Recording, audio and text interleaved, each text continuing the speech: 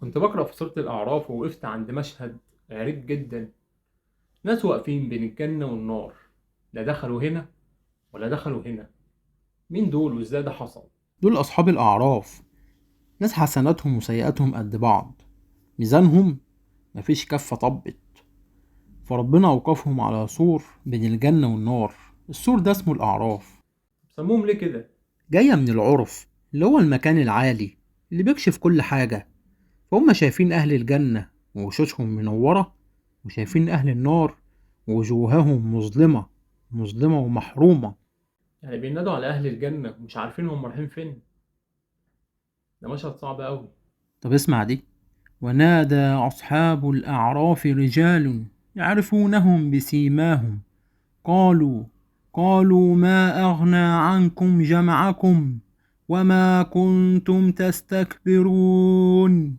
أصحاب الأعراف بينادوا على الكفار المتكبرين اللي عرفوهم بعلاماتهم، وبيقولوا لهم إن أموالهم ونفوذهم وسلطاتهم ما نفعهمش. طب إيه ذنب أصحاب الأعراف؟ وليه واقفين كده؟ مش ذنب بمعنى معصية ضخمة، بس ميزانهم ما نجحش. كان عندهم طاعة وكان عندهم معصية، بس ما حسموش الطريق، ما اختاروش بصدق، فبقوا واقفين منتظرين رحمة ربنا. طب وفي أمل ليهم؟ أيوة، وإذا صرفت أبصارهم تلقاء أصحاب النار قالوا ربنا لا تجعلنا مع القوم الظالمين. دعوا الله من قلبهم، بإذن الله ربنا دخلهم الجنة في النهاية برحمته. حوارات الصورة بتدور بين أهل الجنة وأهل النار. إيه ده؟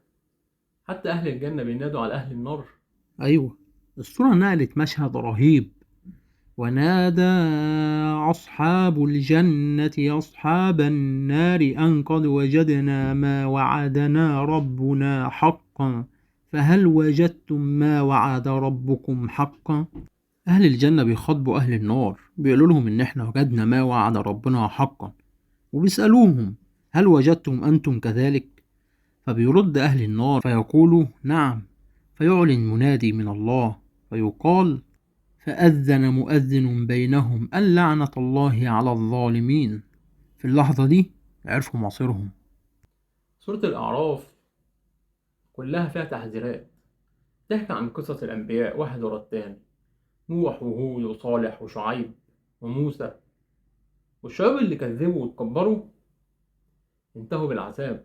والأخطر إن السورة بتبدأ بمشهد عظيم: كتاب أنزل إليك فلا يكن في صدرك حرج منه، يعني خده بقلبك ما تكسبش منه. وفي نصها ربنا سبحانه وتعالى بيقول وإذا قرئ القرآن فاستمعوا له وأنصتوا لعلكم ترحمون. يا رب ما تحطنيش في مكان اللي منتظرين مش عارفين هم رايحين فين. خليني أكون مع الذين يسمعون قول ادخلوا الجنة لا خوف عليكم ولا أنتم تحزنون. ياه، الكلمة دي لوحدها تشفي القلب. يعني خلاص مفيش خوف، كل اللي فات ربنا غفره، تعب السنين ملهش هدر. ربنا وعد اللي اتمسك بالحق وصدق وعبد واتقى له الأمان.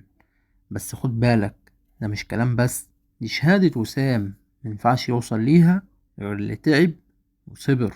وخد بالك، كل موقف في الصورة مش مجرد حكاية، دي رسالة ليك.